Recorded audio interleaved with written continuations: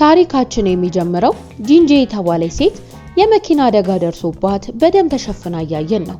ወዲያው ሊንግ የተባለ ወንድ ወደ ጂንጂ አጠገብ ሄዶ ደሟን ከቀመሰ በኋላ ለትንሽ ደቂቃ ይሰወራል። በድንገት ከተመለሰ በኋላ ጂንጂን ስለሳማት የጂንጂ ቁስሎች መዳን ይጀምራሉ። ይሄኔ ሰዎች ወደ ጂንጂ አጠገብ ስለመጡ ሊረዷት ይሞክራሉ። ከሰዎቹ መካከል ጂንጂ የሚባል ወንድ ደጋግሞ ጂንጂን ይቅርታ እየጠየቀ ወደ ሆስፒታል ይወስዳታል። አሁን የጂንጂ መኪና ላይ አደጋ ባደረሰው የጭነት መኪና ውስጥ ሁለት ሰዎች ተቀምጠዋል። በዚህ መኪና በሙዚየም ውስጥ የተቀመጠ አስክሬን ለሳይንቲስቶች ሙከራ እንዲያደርጉበት እያደረሱ ነበረ። ይህ አስክሬን ደግሞ የሊንግ ነበረ። ሊንግ አሁን በህይወት ያለው በጂንጂ ደም ምክንያት ነው። እሱ ቫምፓየር ወይንም ጭራቅ አልነበረም። እሱ ግን በጣም ልዩ የሆነ ኃይል ነበረው። ሊንግ ራሱ ላይ ምን እንደደረሰበት አያውቅም። የተገደለው ከ100 ዓመታት በፊት ነው። ደሙን አፍስሰው ማንም እንዳያገኘው ወደ ጥልቅ ባህር ተጥሎ ነበረ። ከብዙ ዓመታት በኋላ ወደ ህይወት ስለመጣ ስለተፈጠረው ነገር ለማወቅ ስለፈለገ በጂንጂ ምክንያት ድኗል። ጂንጂም እንድትድን እሱም ስሟታል። በሚቀጥለው ትዕይንት ጂንጂ ሊንግ ስለሳማ ስታገግም፣ ነገር ግን የጭነት መኪናው ሹፌርና አብሮት የነበረው ሰው ተገለዋል። ወዲያው የጂንጂ እናት ጂንጂን ለመውሰድ ወደ ሆስፒታል ብትመጣም ጂንጂ ግን ሆስፒታል ውስጥ ለጥቂት ቀናት ለማረፍ ስለፈለገች ለመውጣት ፈቃደኛ አልሆነችም። ትዕይንቱ ሲቀየር ሊንግ ዘመናዊ ልብሶችን ከማስጫ ላይ ከሰረቀ በኋላ ወደ ከተማው ይወጣል። ሊንግ በኃይሉ ምክንያት ሰዎች የሚያወሩትን በሙሉ ይሰማል። በድንገት የሊንግ የልብ ምት ይፈጥናል። ይሄ የሆነው ደግሞ በጂንጂ ምክንያት ነው። ምክንያቱም ጂንጂና ሊንግ ሲቀራረቡ የልብ ምታቸው ይፈጥናል። ምሽት ላይ ሊንግ ጂንጂን ለማየት ወደ ሆስፒታል ይሄዳል። ጂንጂ ግን ሊንግን እንዳየችው እርዳታ በመፈለግ ትጮኻለች። ነርሶቹም ጩኸቷን ሰምተው ሲመጡ ቦታው ላይ ማንም ስላልነበረ ከሆስፒታል ላለመውጣት ይህንን የምታደርግ መስሏቸዋል። ሊንግ አሁን ጂንጂን ከሩቅ እያያት እሱ በህይወት ያለው በደሟ ምክንያት ስለሆነ እሱና እሱን የሚያገናኛቸው የሆነ ሚስጥር ይኖራል ብሎ ያስባል። በሌላ በኩል የሊንግን አካል ሊመረምር የነበረውን ሳይንቲስት ዩቼንን እናየዋለን። ዩቼን የሊንግ አካል ስለጠፋ ምን ማድረግ እንዳለበት አስቦ ለፖሊስ ኦፊሰሩ ለሊንጂ ደውሎ ምንም ቢሆን የሊንግን አካል እንዲፈልጉ ይነግረዋል። ትዕይንቱ ሲቀየር ጂንጂ የሆስፒታል ክፍሏ ውስጥ ሆና አይስክሪም መብላት ፈልጋለች። ግን ብዙ አድናቂዎቿ ውጪ ስለነበሩ በሌላኛው የሆስፒታሉ በር ለመውጣት ትሞክራለች። በዚህ ሰዓት ጉድጓድ ውስጥ ስለወደቀች የሊንግ ድምጽ ትሰማለች። ይሄኔ እርዳታ ትጠይቀዋለች። ሊንግም መጀመሪያ አይኗን እንድትጨፍን ከዛ እንደሚረዳት ይነግራታል። ጂንጂም አይኗን እንደጨፈነች ሊንግ በፍጥነት ከጉድጓድ ውስጥ አውጥቷት ከቦታው ይሰወራል። ጂንጂ ማን እንደረዳት ባታውቅም ስለሱ ብዙም አላሰበችም። ወዲያው ግን ወደ ላብራቶሪው ሄዶ ሳይንቲስቶቹ ለምን በሱ ላይ ሙከራ ማድረግ እንደፈለጉ ለማጣራት ይሞክራል። ግን ብዙም አጥጋቢ ነገር ስላላገኘ ተመልሶ ይወጣል። ትዕይንቱ ሲቀየር ሊንግ ወደ ጂንጂ ቤት ይሄዳል። ጂንጂን በሩን እንደከፈተችው ሊንግን ስላየችው የልብ ምቷ ይፈጥናል። በዛ ላይ በጣም ቆንጆ መስሎ ነበር ይታያት። ግን ወዲያውኑ ዩቼን ስለመጣ ጂንጂን ምን እየሰራች እንደሆነ ይጠይቃታል። ጂንጂ በጣም ቆንጆ ወንድ እንዳየች ትመልስለታለች። ዩቼንም እዛ የመጣው የጠፋውን አስክሬን ለማግኘት እንደሆነ ቢነግራትም ጂንጂ ግን እሷ ከስድስተኛ ፍቅረኛዋ ጋር መነጋገር እንደማትፈልግ፣ ዩቼን ከሊንጂ በፊት የጂንጂ ስድስተኛ ፍቅረኛ ስለነበረ እንዲሄድ ትነግረዋለች። ይሄኔ ዩቼን ትንሽ እንድትረዳው አስክሬኑ በድንገት እንደጠፋ ከሷ ውጪ ማንም ሊረዳው እንደማይችል ስለነገራት ጂንጂ በዩቼን ሐሳብ ተስማማለች። በማግስቱ ጂንጂ ስራ ላይ ያለች ረዳቷ ዶንግ አጠገቧ ተቀምጦ ሁሉም ነገር ጥሩ ስለሚሆን እንዳትጨነቅ ይነግራታል። ጂንጂ ግን ሁሉም ሰው ስለ አደጋዋ ሲጽፍ ስለ ትወኗ ማንም እንዳልጻፈ ትናገራለች። በዚህ ሰዓት በጣም ታዋቂ ተዋናይ የሆነችው ጃንግ ሸዋን ስለመጣች ጠባቂዎቿን ዶንግ እንዲወጡ ከቢሮ በራፍ ላይ ይገፋቸዋል። ጃንግ ሸዋን እና ጂንጂ የልጅነት ጓደኛሞች ስለሆኑ በጣም ይዋደዳሉ። ጃንግ ሸዋን ለጂንጂ በጣም ተጨንቃለች። ምክንያቱም አሁን አይታ የወደደችው ሰባተኛ ወንድ ስለነበረና አደጋ ስለደረሰባት ነበረ። ጃንግ ሸዋንም ወደ መምህሯ እንዲሄዱ ትነግራታለች። ምክንያቱም አስተማሪዋ ሆሮስኮፖችን ማንበብ ስለሚችል ነበረ። ወዲያውኑ ጃንግ ሸዋን ጂንጂን ወደ አስተማሪዋ ጋር ብትወስዳትም መምህሩን በመጠየቃቸው የማይረቡ ጥያቄዎች የመምህሩ አእምሮ ስለታወከ ከወንበሩ ላይ ወድቆ ጭንቅላቱ ይጎዳል። ከዚህ በኋላ መምህሩ ጂንጂን መቋቋም እንደማይችል በሷ ላይ በጣም የተሳሳተ ነገር እንዳለና ለሷ ጥሩ ነገር የሚያደርግላት ጥሩ ወንድ እንደምታገኝ ይናገራል። ትዕይንቱ ሲቀየር ጂንጂ ወደ ቤቷ ከተመለሰች በኋላ ምን ማድረግ እንዳለባት ታስባለች። ወዲያው አንድ ሐሳብ ስለመጣላት በጣም በርካሽ ዋጋ አብሯት የሚኖር ሰው ትፈልጋለች። ሰዎች ግን የውሸት ዜና ብለው ስላሰቡ አንድም ሰው ለመከራየት አልሄደም። ሊንግ ይሄንን ማስታወቂያ እንዳየ ወደ ጂንጂ ቤት ይሄዳል።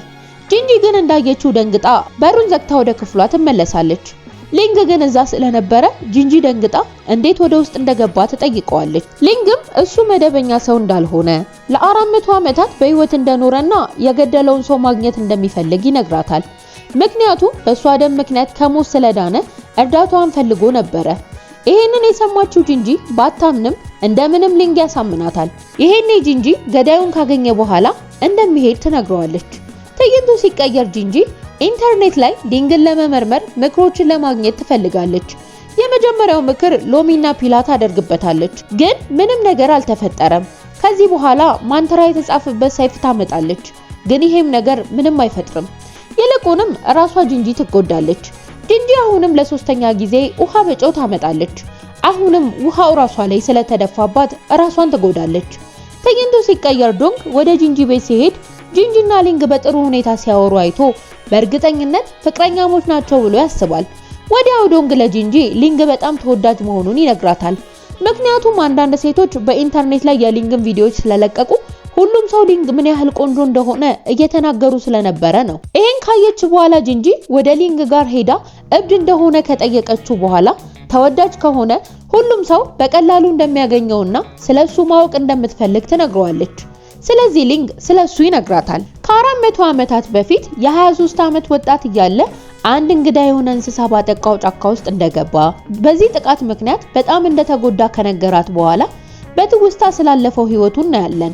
አንድ ሐኪም ሊንግን በሁሉም ነገር ይንከባከበዋል፣ ግን ስላልታመመ ሐኪሙ መርዙን ብቻ የሚያጠፋ መድኃኒት ይሰጠዋል። ይሄንን ሁሉ ቢያደርግለትም ሊንግ ምግብ አልፈጭም ስላለው ሐኪሙ ይሄ የሆነው በመርዙ ምክንያት ሊሆን እንደሚችልና ቀስ በቀስ እንደሚሻለው ይናገራል። ሊንግ ግን ምግብ ሊፈጭለት ስላልቻለ የሚጠጣው ፈሳሽ ነገር ብቻ ነው። ከጥቂት ቀናት በኋላ ሊንግ ስለዳነ በእግር ለመጓዝ ወደ ውጪ ይወጣል። ይሄኔ ውጪ ያሉ ሰዎች በሙሉ ከሱ መራቅ ይጀምራሉ። ምክንያቱም እነሱ ሞቷል ብለው አስበው ስለነበረ በህይወት መኖሩ ጥያቄ ሆኖባቸዋል። የሚያምኑት መርዝ የሚያከሽፍ መድኃኒት ተሰጥቶት ጭራቅ እንደሆነ ነው። ታዲያ ሊንግ ይሄንን ሁሉ ነገር ሰምቷል። ምክንያቱም እሱ ከሩቅ ነገሮችን ለመስማት የሚያስችል ኃይል ስላገኘ ነበረ። ትዕይንቱ ሲቀየር ሊንግ ወደ ቤቱ ተመልሶ ሁሉንም ነገር ለሐኪሙ ይነግረዋል። ስለዚህ ሐኪሙ የተጎዳውን እጁን በሁሉም ሰው ፊት ይቆርጠዋል። የሊንግ እጅ ወዲያውኑ በሁሉም ሰው ፊት ይደፈናል። ይሄኔ ሐኪሙ የሊንግን እጅ ደጋግሞ ይቆርጠዋል። የሊንግ እጅ ግን አሁንም ደጋግሞ ይደፈናል። ይሄንን ሲያይ ሐኪሙ ፈርቶ ይሸሻል። ወዲያውም ንጉሱ ስለ ሊንግ ስላወቀ ሊንግን ለማስገደል ወታደሮቹን ይልካል። በወላጆቹ ላይ የሆነ ነገር ይደርስባቸዋል ብሎ ስለተጨነቀ ወላጆቹን ተሰናብቶ ከቤት ይወጣል። ሊንግ ትንሽ እንደራቀ የወላጆቹ ቤት ይቃጠላል። በዚህ ምክንያት ሊንግ የንጉሱ ወታደሮች ወላጆቹን እንደገደሏቸው ያውቃል። ለዚህም ነበረ ለ400 ዓመታት ብቻውን ያሳለፈው። ይሄንን ሁሉ ሲነግራት እንጂ እንቅልፍ እንደወሰዳት ስላየ የፍቅር ስሜት ይሰማዋል። ትዕይንቱ ሲቀየር የታሪካችንን ጠላት እናያለን። ይሄ ሰው ኮፍያ ያለው ልብስ ስለለበሰ ፊቱ አይታይም። በዚህ ሰዓት አንድ ሰው ወደ አጠገቡ መጥቶ ምስሉን ኢንተርኔት ላይ እንደለቀቀውና ይሄንን ሲያይ ሊንግ ተመልሶ እንደሚመጣ ይነግረዋል። ስለዚህ ከ100 ዓመታት በፊት ሊንግን ገሎት ባህር ውስጥ የጣለው ሰው ባለኮፍያው ሰው መሆኑን እናውቃለን። በማግስቱ ጂንጂ ወደ ሊንግ አጠገብ ሄዳ ሲቀራረቡ የልብ ምታቸው ለምን እንደሚፈጥን ለማረጋገጥ እንደምትፈልግ ትጠይቀዋለች። ሊንግም ልባቸው የሚመታበት ምክንያት ሁለቱም በአንድ ቀን ወደ ህይወት ስለመጡና አንዳቸው በሌላኛው ምክንያት በህይወት ስለኖሩ እንደሆነ ይነግራታል። ይሄንን ከሰማች በኋላ ጂንጂ የልብ ምታቸው ለምን ያህል ርቀት እንደሚፈጥን ማየት ስለፈለገች ሊንግን እንዲርቃት ታደርጋለች። ከዚህ በኋላ የልብ ምታቸው ከ1 ኪሎ ሜትር በላይ በፍጥነት እንደሚሄድ ብታውቅም መልሳ ሊንግን በጣም ርቆ ከ100 ኪሎ ሜትር በላይ እንዲሄድ ታደርገዋለች። በመጨረሻም ሊንግ ወደ ሩቅ ቦታ እንደላከችው በማሰብ ደስተኛ ሆናለች። ጂንጂ ወደ ክፍሏ ከገባች በኋላ ሊንግን ክፍል ውስጥ ስላየችው በጣም ትጨነቃለች። በሚቀጥለው ትዕይንት በቀረጻ ወቅት ጂንጂ እጇ የሚቆረጥበት ትዕይንት መተወን ነበረባት። የተጠቀሙት ግን እውነተኛ ቢላ ስለነበረ የጂንጂ እጅ እንዲቆረጥ ያደርገዋል። ይሄ ነገር ሁሉንም ሰው ስላስጨነቀ በፋሻ ያስሩላታል። ወዲያውም ሊንግ ወደ አንድ አሮጌ ቤት ስለሄደ በዛ ቤት ሊፍት ውስጥ ይጣበቃል። በዚህ ሰዓት ቀዝቃዛ ጋዝ ወደ ሊፍቱ ስለመጣ ሊንግ በረዶ እንዲሰራ ስላደረገው በቅዝቃዜው ምክንያት ኃይሉን መጠቀም አልቻለም። ጠላቱም ይሄንን ሁሉ በላፕቶፕ እያየ ሊንግን በቀላሉ ስለሚገለውና ማገገም እንዳይችል አንድ ነገር ስለሚያደርግ ጮክ ብሎ ይስቃል። ትዕይንቱ ሲቀየር ጂንጂ ወደ ቤት ስትሄድ ሊንግን ስላላገኘችው ለተወሰነ ጊዜ ትጠብቀዋለች። ሊንግ ግን ስላልመጣ ወደ ቦታው ትሄዳለች። ልክ በዚህ ሰዓት የልብ ምቷ ስለፈጠነ ሊንግ እዛ እንዳለ ታውቃለች። ሊንግን እየጠራችው ወደ አሮጌ ቤት ትገባለች። ነገር ግን ጂንጂ እንደገባች ወደ ሊፍቱ አቅራቢያ ስትደርስ ከውስጥ ድምጽ ስለሰማች ሊንግ ውስጥ እንዳለ ተረድታ የሊፍቱን በር ለመክፈት ትሞክራለች። የሊፍቱን በር ለመክፈት ብዙ ብትሞክርም በሩ አልከፈትም ስላላት ጂንጂ የቆሻሻ ዕቃ፣ ወረቀቶችና ሌሎች ነገሮችን በአካባቢው ስላገኘች ትንሽ ሙቀት ወደ ሊንግ እንዲደርስ እሳት ታቀጣጥላለች። ሞቅ ያለ አየር ካገኘ በኋላ ሊንግ ትንሽ የተሳለ ስሜት ስለተሰማው የሊፍቱን በር በኃይሉ ተጠቅሞ ከፍቶ ይወጣል። በዚህ ሰዓት የተቆረጠው የጂንጂ እጅ በሁኔታው ይባባሳል። በማግስቱ ጠዋት ጂንጂ አይኖቿን ስትከፍት ጤንነቷ በጣም ተባብሷል። ጉንፋን ይዟታል። እጇም ስለታመመ ለዚህ ሁሉ ሊንግን ተጠያቂ አድርገዋለች።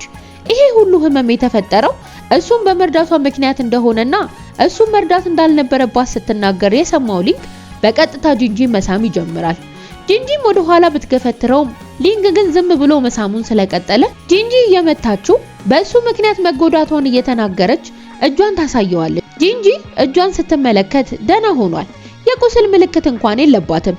ይሄኔ ሊንግ ጉንፋኗም እንደዳነ አሁን ሄዳ ስራዋን በሰላም መስራት እንደምትችል ከነገራት በኋላ ማንንም ሰው ቢስም የሳመው ሰው በሙሉ እንደሚድን፣ ምንም ያህል ቢጎዳ ሁሉም ሰው በኃይሉ እንደሚድን ይነግራታል። ይሄንን ከሰማች በኋላ ጂንጂ የሳማት ለዚህ እንደሆነ ትጠይቀዋለች። ሊንግም ሌላ ምንም የተሳሳተ ዓላማ እንዳልነበረው ስለመለሰላት ጂንጂ በሐሳቡ ተስማማለች። በሚቀጥለው ትዕይንት ጂንጂ ወደ ጃንግ ሸዋ አስተማሪ ሄዳ መንፈስ እየተከተላት ከሆነ እንዴት ማስወገድ እንደምትችል ትጠይቀዋለች። አስተማሪውን በጂንጂ ተናዶ ስለነበረ መጀመሪያ ያንን መንፈስ የሚፈልገውን እንድትጠይቀውና የሚፈልገውን ከሰጠችው በቶሎ እንደሚሄድ ይመልስላታል። ጂንጂም የአስተማሪውን ምክር ስለተመቻት ወደ ቤቷ ሄዳ ሊንግን እሷ ቤት መቆየት እንደሚችል መጀመሪያ ግን የሚፈልገውንና የሚሰራውን ስራ ሊነግራት እንደሚገባ ከዚህ በኋላ በፈለገው መልኩ እንደምትረዳው ግን ስራው እንዳለቀ እንደሚሄድ ስለነገረችው ሊንግን በሐሳቧ ተስማምቶ በዘመኑ የነበረ በጣም ያረጀ አምባር እየፈለገ እንደሆነ ከማንኛውም ቤተሰብ ጋር ከሆነ ካነጋገረቻቸው የሆነ ነገር እንደምታገኝ በዚህ ምክንያት ገዳዩን እንደሚያገኝ ከነገራት በኋላ አሁን እንደምትረዳው ይጠይቃታል። ጂንጂም እንዴት ልትረዳው እንደምትችል ስለጠየቀችው ሊንግ ወደ ሊንጂ መሄድ እንዳለባት ይነግራታል። ይሄንን ስትሰማ ጂንጂ ተናዳ ወደ ሊንጂ ጋር እንደማትሄድ ስለመለሰችለት ሊንግ ወደ ሊንጂ ጋር ካልሄደች ስለሚፈልገው ሰነድ ማወቅ እንደማይችል ለዚህ ሲባል ማድረግ እንዳለባት ይነግራታል። ይሄኔ ሊንግ እሷም ሄዳ ስለ አምባሩ ለማወቅ እንድትሞክር እሱም ሄዶ ስለ ወረቀቶቹና ስለ ሌሎቹ ነገሮች ለማወቅ እንደሚሞክር ይነግራታል። በማግስቱ ጂንጂ ወደ ሊንጂ ጋር ስለሄደች ሊንጂ ያደቃው ግን ቀሚሷ በጣም በደም ተጨማልቆ እንደነበረ ያንን ቀሚስ ብዙ ቦታ ፈልገውት እንደነበረ ግን የትም ሊያገኘው እንዳልቻለ ይነግራታል። ያ ቀሚስ በሊንግ አስቀድሞ ተወግዶ ነበረ። ምክንያቱም ደሙ ቀሚሱ ላይ ቢመረመር ኖሮ ምናልባት ስለ ሊንግ ማወቅ ይችሉ ነበረ። ስለዚህ ሊንጂ ስለዛ ቀሚስ እንደማታውቅ ጂንጂን ይጠይቃታል። ጂንጂም እሷ እንደማታውቅ ትመልስለታለች። በሌላ በኩል ሊንግ የወረቀቱን ሰነድ አግኝቷል። ወዲያው ጂንጂ ከጃንግ ሸዋ ጋር ትገናኛለች። ልክ በዚህ ሰዓት በክሬዲት ካርዷ ብዙ ግብይት እንደተደረገባት ስላወቀች ወደ ቤቷ ሮጣ ስትሄድ ሊንግ በክሬዲት ካርዷ ብዙ ነገሮችን እንደገዛ ታውቃለች። ይሄንን ስታይ ጂንጂ ተናዳ ካርዷ ውስጥ ያለውን ገንዘብ ሁሉ እንደጨረሰባት ትነግረዋለች። ሊንግ ግን ነገ ገንዘቧን በሙሉ እንደሚመልስላት ስለነገራት ጂንጂ እሺ ብላ ሊንግን ከካራቴ አስተማሪዋ ጋር ተዋውቀው አሁን ሰርቶ ገንዘቧን መመለስ እንደሚችል ትነግረዋለች። ሊንግም በሐሳቧ ይስማማል። ወደ ቤታቸው ሲመለሱ ጂንጂ በጣም ስለደከማት እንዲበሩ ትነግረዋለች። ሊንግ ግን ወደ የትም ይዟት እንደማይበር ወደ ቤቷ እንድትሄድ ይመልስላታል። ጂንጂ ግን ደጋግማ ስለጠየቀችው ሊንግ በሷ ሐሳብ ተስማምቶ ጂንጂን አንስቷት ወደ ጣሪያው ይዟት ይወጣል። ጣሪያው ላይ ሲወጡ ዶንግ ተቀምጦ ስለነበር ይደነግጣሉ። ምክንያቱም ዶንግ ሲበሩ አይቷቸው ነበረ። ስለዚህ ሁለቱም ለዶንግ ተቀምጠው ለማስረዳት ይሞክራሉ። ነገር ግን ምስኪኑ ዶንግ ከመደንገጡ የተነሳ ምንም ነገር አልገባውም። በዚህ ሰዓት ሊንግና ጂንጂ መጣላት ይጀምራሉ። ይሄ ሁሉ የተፈጠረው ባንቺ ምክንያት ነው እየተባባሉ እርስ በርስ ይወቃቀሳሉ። ይሄኔ ጂንጂ ስለ ሊንግ ሁሉንም ነገር ትናገራለች። ሊንግ ለ400 ዓመታት በህይወት እንዳለ ምንም ነገር ሊደርስበትና ሊሞት እንደማይችል ብዙ ኃይል እንዳለው ማንንም ማዳን እንደሚችል ስለተናገረች ይሄንን ሲሰማ ምስኪኑ ዶንግ ግራ ተጋብቶ ቀስ ብላ እንድታብራራለት ይለምናታል። ሁሉንም ነገር ካስረዱት በኋላ ዶንግ ተረድቶ ሊረዳቸው ዝግጁ ይሆናል። በማግስቱ ዶንግ ቤት ውስጥ ሲሰራ በአየር ላይ ሲበር ስለነበረው ስለ ሊንግ የተሰራጨውን ቪዲዮ ያያል። ይሄ ቪዲዮ የተቀረጸው በደህንነት ካሜራ ሲሆን ድርጅቱ ካሜራውን ከኢንተርኔት ጋር አያይዞት ነበረ። እንዲሁም ቪዲዮ ከ50 ሚሊዮን በላይ እይታ ስላገኘ ድርጅቱ ስለዚህ ቪዲዮ ተጨማሪ መረጃ እንደሚሰጥና ጥሩ የሚታይ ቪዲዮ እንደሚለቅም ተናግሯል። ምክንያቱም በተለቀቀው ቪዲዮ ላይ የሚበረው ሰው ግልጽ ስላልሆነ ጭራቅ ይሁን ሌላ ነገር ስላልታወቀ ነበረ። ዶንግ ይሄንን ካየ በኋላ በጣም ስለተጨነቀ ሄዶ ለጂንጂ ሁሉንም ነገር ይነግራታል። ይሄኔ ጂንጂ ምን እንደሚያደርጉ ከዚህ ቪዲዮ በኋላ ጥራት ያለው ቪዲዮ ከለቀቁ እሱን እንደሚያገኙት የሚፈልጉት ሰዎች ይሄንን ካወቁ ይዘው እንደሚወስዱት ይሄኔ እሷም ልታድነው እንደማትችል ሊንግን ለረጅም ጊዜ ስለደበቀችውና አሁን ምንም ማድረግ ስላልቻለች ጂንጂ በጣም ተጨንቃለች። ሊንግ ግን ለነዚህ ሁሉ ነገሮች ምንም ትኩረት አልሰጠም። ጭራሽ በምቾት ተቀምጦ የጃንግ ሹዋንን ተከታታይ ድራማ እየተከታተለ ነበረ። ጂንጂ ግን ሊንግ ላይ በተደጋጋሚ እየጮኸች ነው። ግን ሊንግ ምንም ሳይመስለው በምቾት ተቀምጦ ሁሉም ነገር ላይ እየተደሰተ ነው። ትዕይንቱ ሲቀየር ጂንጂ ጃንግ ሹዋን የምታስፈራራበት ቀረጻ ነበራት። ምክንያቱም በቀረጻው የምትወደውን ልጅ ጃንግ ሹዋ ስለምትወደውና የድራማው አካል ስለነበረ ህንጻው ጫፍ ላይ በመውጣት ቀረጻ ማድረግ ነበረባቸው። ይሄን ቀረጻ በሚቀርጹበት ጊዜ ጂንጂ ከፍታ በጣም ስለምትፈራ ይሄን ቀረጻ በፍርሃቷ ምክንያት መስራት ስላልቻለች በጣም ተጨንቃ ነበር። በዚህ ሰዓት የጂንጂ የልብ ምት ስለፈጠነ የሊንግም ልብ ምት መፍጠን ይጀምራል። ይሄኔ ሊንግ ጂንጂ የሆነ አደጋ ላይ እንዳለች ይሰማዋል። ጂንጂ በቀረጻው ላይ ጃንግ ሹዋን ስታስፈራራት የቀረጻው ወንድ ተዋናይ መጥቶ የጂንጂን አንገት ይመታታል። በዚህ ሰዓት ሊንግ ስለመጣ ምናልባት አብረዋት ያሉት ሰዎች ጂንጂን በዚህ መንገድ እየገደሏት እንደሆነና የሆነ ስህተት እየሰሩባት ነው ብሎ ስላሰበ ሊንግ በንዴት እጁን ወንዱ መሪ ላይ ስላነሳ ይሄን ሲያዩ ሁሉም ሰው ይጨነቃል። ይሄኔ ጂንጂ ሊንግ የወንድ ጓደኛዋ እንደሆነ በመናገር ታስተዋውቃለች። ጃንግ ሹዋ ግን ጂንጂ በምንም ምክንያት እንደገና እንድትጎዳ ስላልፈለገች ምንም ጥሩ ስሜት አልተሰማትም። ስለዚህ ጃንግ ሹዋ ሁሉንም ለሊንጂ ትነግረዋለች። ሊንጂ ግን እሱ የጂንጂ ፍቅረኛ ስላልሆነ ከሷ ጋር የተያያዘ ማንኛውንም ነገር መናገር እንደማያስፈልጋት ይመልስላታል። ትዕይንቱ ሲቀየር ሊንጂ ከስራ ባልደረቦቹ ጋር ምግብ ለመብላት ወደ አንድ ምግብ ቤት ሄዷል። ጂንጂም ከሊንግ ጋር ሊንጂ ወደ ነበረበት ምግብ ቤት ስለሄዱ ጂንጂ ወደ ውስጥ ስትገባ የሊንጂ የስራ ባልደረቦች እነሱ ጂንጂ ሞኝ ሴት ስለሆነች ከሷ ጋር ለመሆኑ ጥሩ እንደሆነ ለሊንጂ ነግሮታል። ሊንጂ ይሄንን ሁሉ ነገር ዝም ብሎ በመስማቱ ጂንጂ አዝና ከምግብ ቤቱ ስለወጣች ሊንግ ወደ አጠገቧ መጥቶ በሁሉም ፊት የጂንጂን እጅ ይዞ ወደ ሊንጂ ጋር ይወስዳት። እሱ ፍቅረኛዋ እንደሆነና በጣም እንደሚወዳት የሷን ሐሳብ አለመቀበሉ ጥሩ ነገር እንደሆነ ተናግሮ ጂንጂን ይዟት ከምግብ ቤቱ ይወጣል። ይሄኔ የሊንጂ የስራ ባልደረቦችም ሆኑ ሊንጂ ምንም ሳይናገሩ ዝም ይላሉ።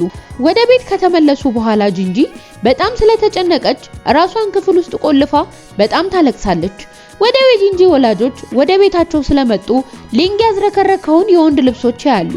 የጂንጂ ወላጆች ባዩት ነገር ተናደው ከልጃቸው ጋር ማን እንደሚኖር ስለማያውቁ በጣም ይጨነቃሉ። ጂንጂ አዝና በሩን ቆልፋ ስለተቀመጠች ሊንግ በሩን ሰብሮ ያወጣታል። በዚህ ሰዓት ሁለቱ ተያይዘው ሶፋው ላይ ወድቃሉ። ይሄኔ የጂንጂ እናትና አባት ስለደረሱ ይሄንን ሲያዩ ይደነግጣሉ። ጂንጂም ፈርታ እርጉዝ እንደሆነ ትናገራለች። ይሄንን የተናገረችው ወላጆቿ ሊንግን እንዳያስጨንቁት ነበረ። ይሄንን ሲሰሙ የጂንጂ ወላጆች ደንግጠው ለተወሰነ ጊዜ ከሊንግ ጋር ለመነጋገር እንደሚፈልጉ እሷ ወደ ላይ እንድትወጣ ይነግሯታል። ምስኪኗ ጂንጂ ምንም ማለት ስላልቻለች ወደ ላይ ትወጣለች። ከተወሰነ ጊዜ በኋላ ጂንጂ ወደ ታች ስትመለስ እናቷና አባቷ ሊንግን በጣም እንደወደዱ ትመለከታለች። ጂንጂ ይሄንን በማየቷ ወላጆቿ ምን እንደተፈጠረ ስለጠየቀቻቸው ወላጆቿ ሊንግ አማቻቸው እንዲሆንና እሱም ብቻ እንድታገባ እንደወሰኑና ብዙ መልካም ምኞቶች ተመኝተውላት ከቤቷ ይወጣሉ። ጂንጂ ወላጆቿ የተናገሩትን በማሰብ ብትደነግጥም ከሄዱ በኋላ ግን ብዙም ትኩረት አልሰጠችውም። ግን ለሊንግ ይሄንን ሁሉ ነገር ምን ብላ እንደምትነግረው ግራ ገብቷታል። በቀጣይስ ምን ሆነ ምን ተፈጠረ ለሚለው መልስ በክፍል 2 ስለምታገኙት ቻናሉ አዲስ ስለሆነ ሰብስክራይብ በማድረግና የደወል ምልክቷን በማብራት ቤተሰባችንን ተቀላቀሉ።